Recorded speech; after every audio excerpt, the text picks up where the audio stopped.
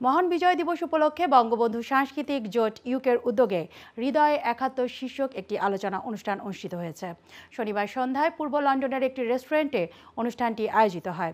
সমবেত কণ্ঠে বাংলাদেশের জাতীয় সঙ্গীত পরিবেশনের মধ্য দিয়ে আলোচনা সভার সূচনা করা হয়। সভায় সভাপতিত্ব করেন সংগঠনের সভাপতি বীর মুক্তিযোদ্ধা খলিল কাজী ওবি। যৌথভাবে অনুষ্ঠানটি পরিচালনা করেন সংগঠনের সাধারণ সম্পাদক মুজিবুর রহমান জসিম এবং ডক্টর আজিজুল আম্বিয়া। অনুষ্ঠানের প্রধান অতিথি হিসেবে বক্তব্য রাখেন যুক্তরাজ্য আওয়ামী লীগের সিনিয়র সহসভাপতি আলহাজ জালাল উদ্দিন। প্রধান বক্তা ছিলেন বীর মুক্তিযোদ্ধা দেওয়ান গৌস সুলতান। এছাড়াও বক্তব্য রাখেন ডক্টর কাজী মোখলিসুর রহমান মুকুল, বীর মুক্তিযোদ্ধা ফয়জুর রহমান খান, যুক্তরাজ্য আওয়ামী লীগের সাংগঠনিক সম্পাদক আব্দুল আহাদ চৌধুরী, টাওয়ার হ্যামলেটসের সাবেক স্পিকার আহবাব হোসেন সহ আরও অনেকে।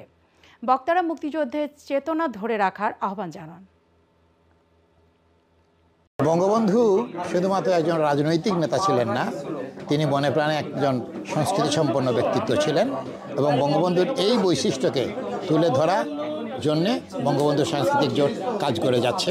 তাছাড়া বঙ্গবন্ধুর যে আদর্শ এবং সংগ্রাম, সেই সংগ্রামের সাথে সাংস্কৃতিক আন্দোলন একটা বিশেষ বৈশিষ্ট্য নিয়ে চলেছে।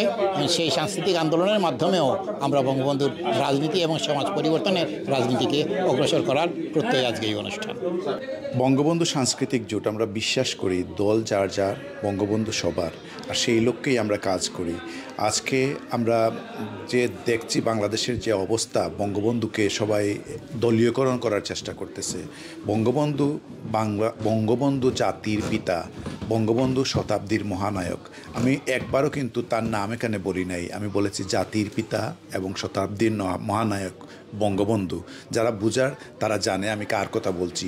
সে হলো আমাদের জাতির পিতা, আর তাকে আমরা সার্বজনীনভাবে দলমত নির্বিশেষে আমরা সবাই এক বাক্যে স্বীকার করে নেব আমাদের জাতির পিতা বঙ্গবন্ধু শেখ মুজিবুর রহমান। সেটাই আমাদের মূল লক্ষ্য। বাংলাদেশের ৫২তম বিজয় দিবস স্মরণে আমরা আমাদের এই অনুষ্ঠানটা লন্ডনে আয়োজন করেছি এবং আপনারা যারা আমাদের এই অনুষ্ঠানে যোগদান করেছেন তাদের সবাইকে আমি স্বাগত জানাই এবং বিজয় দিবসের শুভেচ্ছা আপনাদেরকে জ্ঞাপন করি। আমরা মনে করি যে বঙ্গবন্ধু ডাকে যারা আমরা মুক্তিযোদ্ধারা সবাই তার ৭ই মার্চের ভাষণ শোনার পরে আমরা তার ডাকেই সাড়া দেই এবং বাংলাদেশের মুক্তিযুদ্ধে ঝাঁপিয়ে পড়ি। ৯ মার্চ যুদ্ধের পরে আমরা যে স্বাধীনতা পেয়েছিলাম, যে বিজয় আমরা করেছিলাম, সেই বিজয় মাস এটি। সুতরাং এই বিজয় দিবসে আমরা বঙ্গবন্ধু, জাতির জনক বঙ্গবন্ধু শেখ মুজিবুর রহমান সহ যারা ৩০ লক্ষ জনতা যারা শহীদ হয়েছেন এবং ২ লক্ষেরও উপরে মা বোন যাদের সম্ভ্রমের বিনিময়ে আমরা এই স্বাধীনতা পেয়েছি, তাদের আমরা শ্রদ্ধাভরে স্মরণ করি সেই সব মুক্তিযোদ্ধাদের যারা আমাদের ৭১ সনে দেশকে স্বাধীন করবার জন্য তাদের জীবন উৎসর্গ করেছিলেন।